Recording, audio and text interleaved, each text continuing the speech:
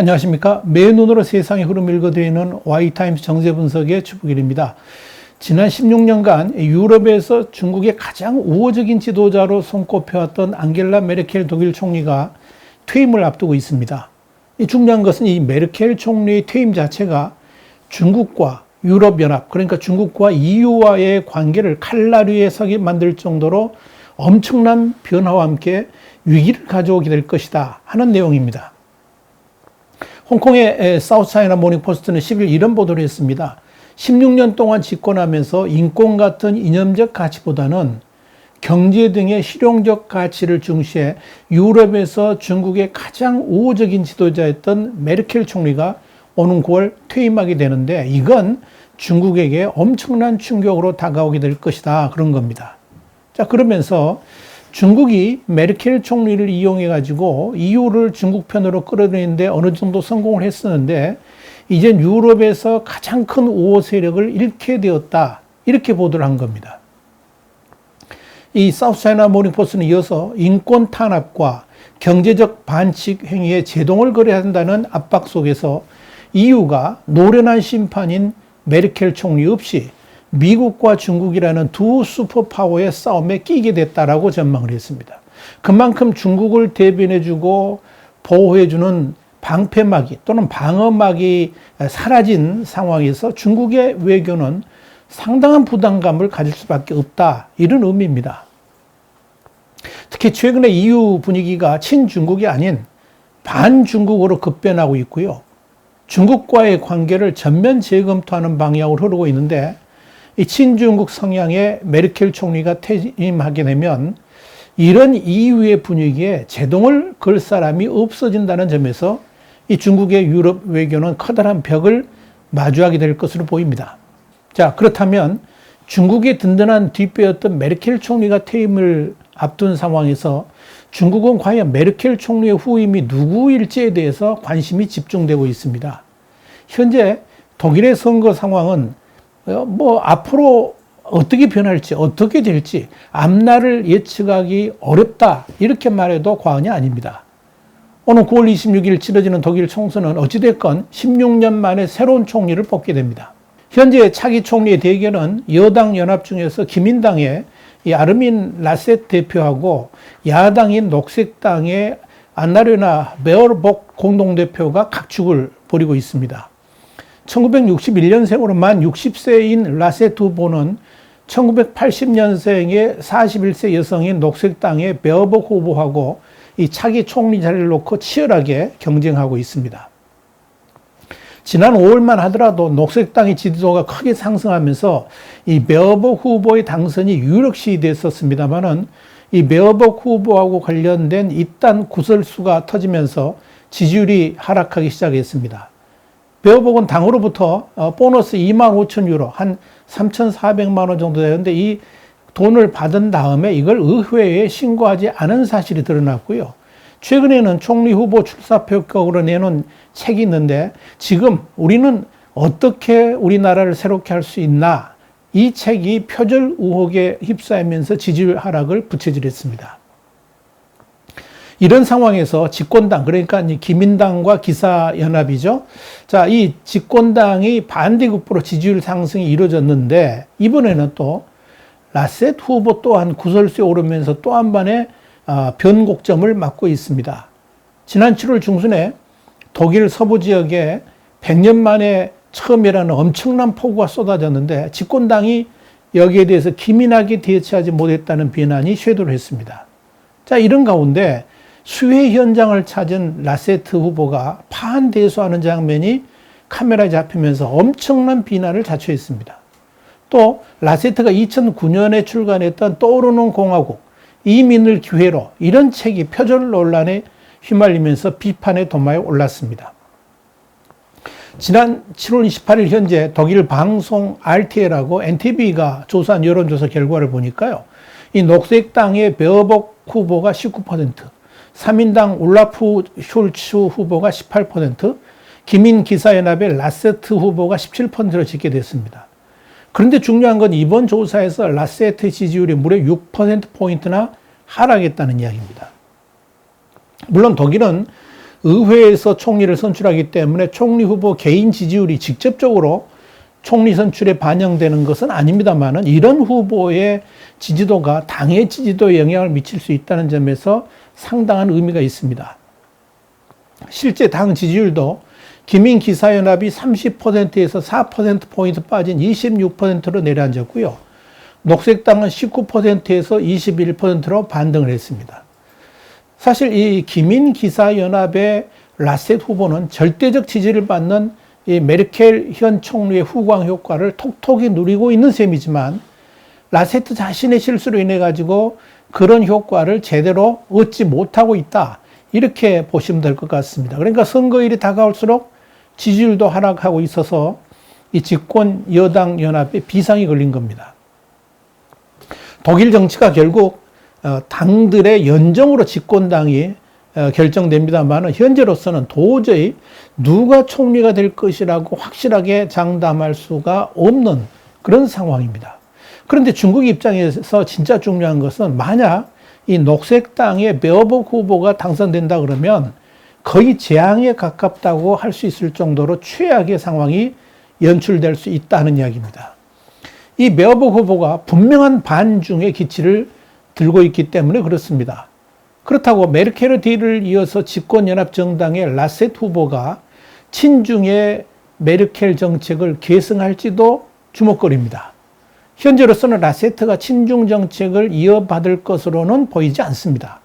상당 부분 대중국 정책이 수정될 가능성이 높다 하는 이야기죠. 그러니까 이 중국 입장에서는 유럽에서의 비빌 언덕이 사라져버릴 가능성이 아주 높다. 이렇게 말씀드릴 수 있습니다. 그런데 말입니다.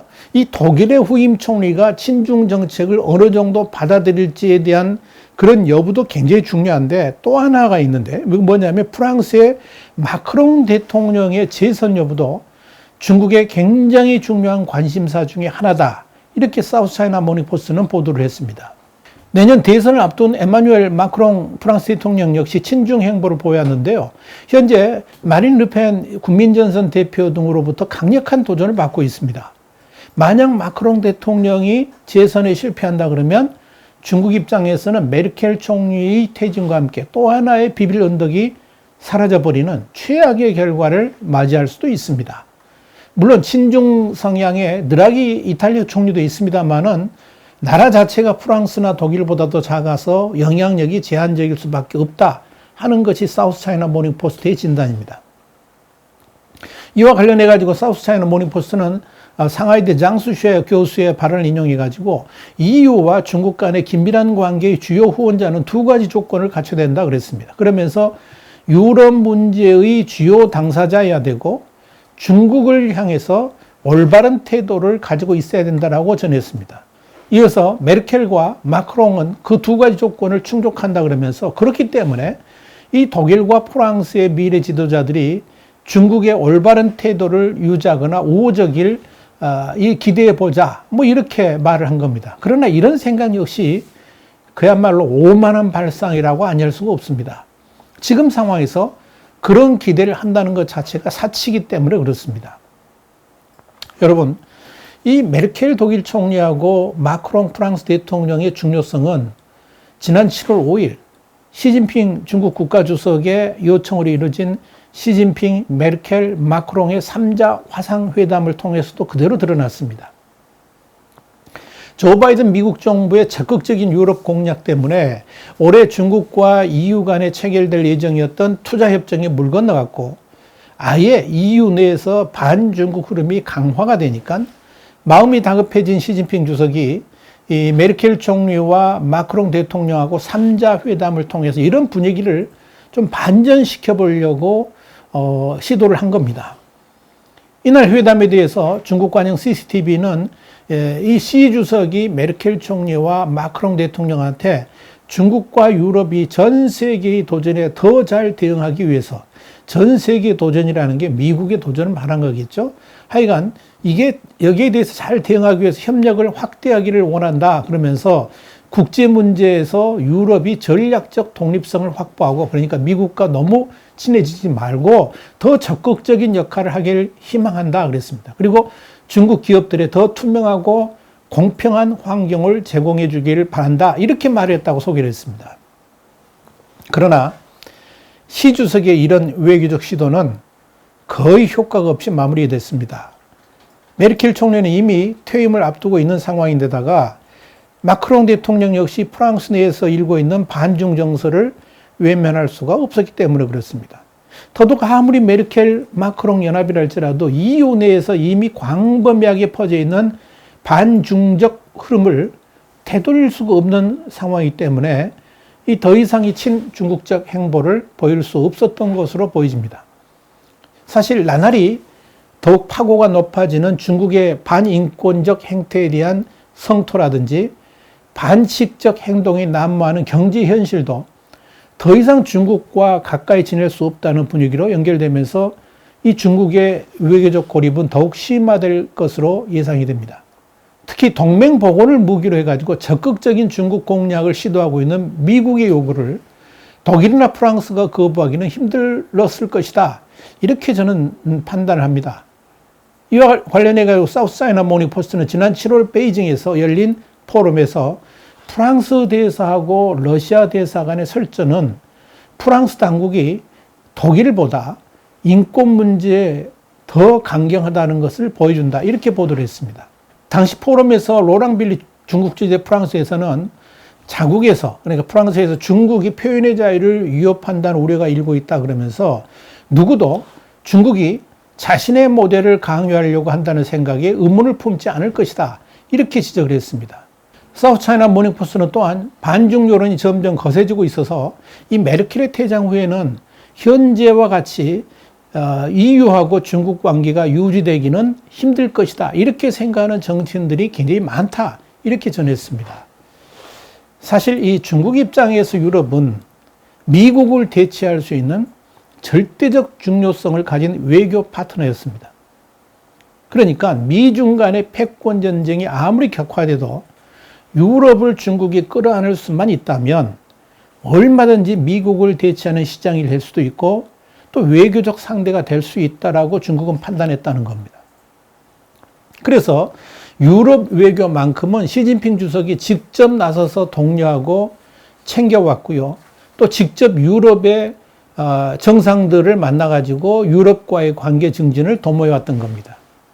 만약 유럽이 이 정치적인 면은 고려하지 않고 경제적인 면만 보면서 미국 편이 아닌 중국의 손을 들어줬다 그러면 미국은 중국과의 패권 전쟁에서 정말 힘겨운 싸움을 할 수도 있었습니다. 특히 세계를 볼 때 우리가 미국, 중국, 유럽 이렇게 세 축으로 이루어져 있다고 이렇게 판단을 하는데 이런 점에서 유럽이 어느 쪽 손을 잡느냐에 따라서 이 패권 전쟁의 흐름에 결정적인 변수가 될 수 있었습니다. 그런 측면에서 중국이 7년 넘게 공들여왔던 유럽연합과의 투자협정, 이걸 CAI라고 그러는데 이 투자협정 체결은 EU가 결정적으로 중국의 손을 잡게 될 계기가 될 것으로 봤습니다. 실제로 중국은 지난해 말에 유럽연합과의 투자협정이 성사되니까 이를 뭐라고 표현했냐면 국제정치 분야에서의 엄청난 승리다 그랬습니다. 그러면서 이건 단순한 경제적 이익보다 더 큰 전략적 의미를 갖는다라고 주장을 한 바 있습니다. 이게 무슨 말씀인지 아시겠죠? 특히 미국의 트럼프 행정부 시절에 미국과 유럽연합이 별로 사이도 안 좋았고요. 시큰둥한 관계였지 않습니까? 그렇기 때문에 이 미국과의 디커플링에도 불구하고 그 빈틈을 유럽연합이 충분히 메워줄 수 있을 것이라고 중국은 생각했다는 겁니다. 그런데 그렇게도 중요한 중국의 외교적 카드가 극적인 반전을 맞이하게 됩니다. 신장 위구르 인권 문제가 불거졌고 여기에 대응하는 중국의 공격적 외교가 EU와 중국 간의 따스한 분위기를 완전히 뒤흔들어 버렸기 때문에 그렇습니다. 사실 중국의 신장 위구르 인권 문제가 불거졌을 때 중국이 여기에 대해서 경청을 하면서 뭔가 좀 수용하려고 하는 자세만 보였더라도 EU의 분위기가 이렇게 차가워지고 또 반중으로 흐르지는 않았을 겁니다. 그런데 이 신장 위구르의 인권 문제 지적에 대해서 중국이 자존심을 내세우면서 EU에 대해서 역으로 제재까지 하는 이렇게 어떻게 보면 너무나도 과도한 또 공격적으로 반응을 하게 되면서 EU가 완전히 등을 돌리게 된 거죠. 이런 시기에 메르켈 총리까지 사임한다는 것은 중국 입장에서 봤을 때 이 대유럽 외교에서 완전히 이제 어떻게 보면 잡을 손자쳐 없어졌기 때문에 어떻게 보면 완전히 위기 속으로 빠져들 가능성이 높다. 이렇게 보는 겁니다. 그것이 바로 사우스 차이나 모닝 포스트의 진단입니다. 자, EU를 잃은 중국. 이건 한마디로 중국의 고립을 의미하는 것이고 더불어서 중국의 몰락을 가져오는 단초가 될 수 있다. 이런 전망들도 나옵니다. 미국과 EU를 뺀 나머지 시장은 어디 있습니까? 아프리카라는 대륙. 그리고 러시아, 북한, 이란 같은 문제 국가들만 남기 때문에 그렇습니다. 자, 그런 중국이 세계를 호령한다고 꿈을 꾼들 그게 가당키는 하겠습니까? 그래서 시진핑의 중국몽은 망상 또는 몽상이라고 말들 하는 겁니다. 여러분 어떻게 생각하십니까? 와이타임 정세 분석이었습니다. 다음 시간에 다시 뵙겠습니다. 감사합니다.